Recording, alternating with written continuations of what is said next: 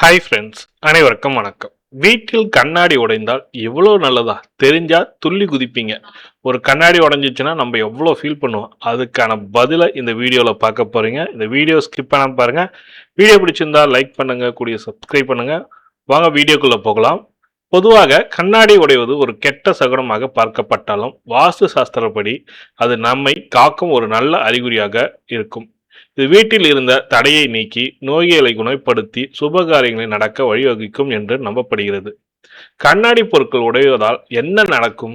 பொதுவாக நம் வீடுகளில் கண்ணாடி பொருட்கள் அல்லது முகம் பார்க்கும் கண்ணாடி திடீரென கீழே விழுந்து உடைந்தால் நெஞ்சம் படபடன் துடிக்கும் தொடங்கிவிடும். ஐயோ, ஏதோ கெட்ட சகுனம் நடக்கப் போகிறது, அடுத்த 7 வருடத்திற்கு துரதிருஷ்டம் துரத்தப் போகிறது என்று பெரியவர்கள் பயமுறுத்துவது வழக்கம். ஆனால் வாஸ்து சாஸ்திரப்படி சில ஆன்மீக நம்பிக்கைகளின்படியும் கண்ணாடி உடைவது முழுக்க முழுக்க கெட்ட விஷயம் அல்ல. இதில் ஒளிந்திருக்கும் சில நன்மைகளை கேட்டால் நீங்கள் நிஜமாகவே துள்ளி குதிப்பீர்கள். அப்படி கண்ணாடி உடைவதில் இருக்கும் பாசிட்டிவான பக்கங்களை பற்றி இந்த கட்டுரையில் விரிவாக பார்க்க போறீங்க. இந்த வீடியோ ஸ்கிப் பண்ணா பாருங்க. எதிர்மறை ஆற்றலை உறிஞ்சும் கொள்ளுதல். வாஸ்து சாஸ்திரப்படி கண்ணாடி வீட்டில் இருக்கும் ஆற்றலை ஈர்க்கும் குணம் அதிகம் உண்டு. உங்கள் வீட்டில் ஏதேனும் பெரிய கண்ணாடி திருஷ்டியை அல்லது தீய சக்திகளோ அல்லது அதிகப்படியான எதிர்மறை ஆற்றலோ இருந்தால் கண்ணாடி அதை அப்படியே தனக்குள் இழுத்து கொள்ளும். ஒரு கட்டத்தில் அந்த ஆற்றலின் வீரியம் தாங்காமல் தன்னைத்தானே உடைத்து கொண்டு அது தீய சக்தியை வீட்டிலிருந்து விரட்டிவிடும். அதாவது உங்களுக்கு வரவிருந்த ஒரு பெரிய ஆபத்தை அந்த கண்ணாடி தன் மேல் ஏற்றி உடைந்து உங்களை காப்பாற்றிக் கொள்ளும் என்பதுதான் இதன் பொருள். அதுக்கடுத்து பார்த்தீங்கன்னாக்கா, தடைப்பட்ட காரியங்கள் துலங்கும். சில நேரங்களில் நாம் தொடங்கப்பட்ட காரியங்கள் யாவும் பாதியிலே நின்றுவிட்டு வீட்டில் பணத்தட்டுப்பாடுகள் அல்லது குடும்பத்தில் தேவையற்ற சண்டைகள் கொண்டே இருக்கும். அப்படி சூழ்நிலையில் திடீரென ஒரு கண்ணாடி விழுந்தால் அதுவரை உங்கள் வீட்டை சூழ்ந்திருந்த அந்த முட்டுக்கட்டை அல்லது தடைகள் உடைந்து சிதறிவிட்டதாக அர்த்தம். இதன் பிறகு உங்கள் வாழ்க்கையில் புதிய மாற்றங்கள் சுபகாரியங்கள் தடையின்றி நடக்கும்ன்றாங்க.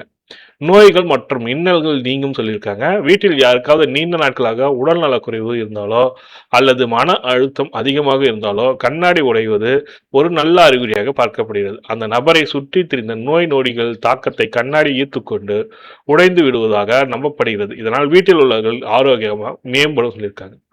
கண்ணாடி உடைந்தால் நாம் செய்ய வேண்டியவை என்ன? கண்ணாடி உடைந்தால் நல்லது என்றாலும் உடைந்த கண்ணாடி அப்படியே வைத்திருக்கும் பெரும் ஆபத்தை விளைக்கும். என்ன உடனே செய்ய வேண்டியவை?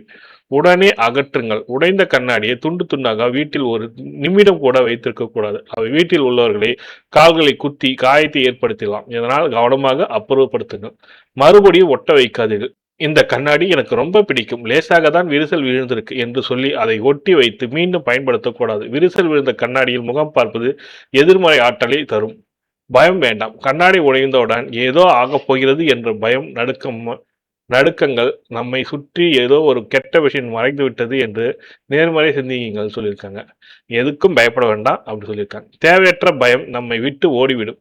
அறிவியல் பூர்வமாக பார்த்தால் கண்ணாடி என்பது ஒரு உடையக்கூடிய பொருள். நம்முடைய கவனக்குறைவால் அது கீழே விழுந்து உடையலாம். ஆனால் ஆன்மீக ரீதியாக வாஸ்து ரீதியாக அதற்குள் இருக்கும் இந்த பாசிட்டிவான ரகசியத்தை நாம் தெரிந்து கொள்வது தேவையற்ற பயம் நம்மை விட்டு ஓடிவிடும். இனி உங்கள் வீட்டில் எதிர்பாராத கண்ணாடி உடைந்தால் பதற்ற அடையாமல் கெட்டது கழிந்தது நல்லது பிறக்கப் போகிறது என்று மகிழ்ச்சியோடு உங்கள் கடமைகளை தொடருங்கள். இந்த தகவல் பிடிச்சிருந்தால் லைக் பண்ணுங்க, சப்ஸ்கிரைப் பண்ணுங்க. நன்றி, வணக்கம்.